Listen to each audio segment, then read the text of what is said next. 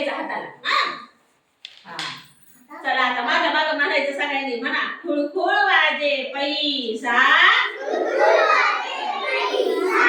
पाण्यात पोहतो मासा, पाण्यात पोहतो मासा, बाबांच्या बोटात अंगठ्या,